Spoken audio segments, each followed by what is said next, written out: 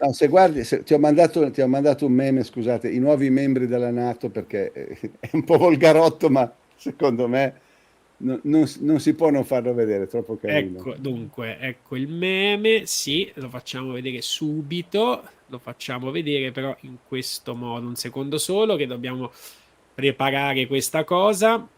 È molto carino, molto anche, Dai, diciamo, di facile lettura, sì, troppo bello. visiva, quella che adesso... Il titolo è I Eh? nuovi membri della NATO, sia I chiaro, nuovi membri per chi della... non ci Esatto, arriva. proprio a proposito di membri, è Dai. abbastanza realistica. Ecco, adesso arriva, eccolo qua.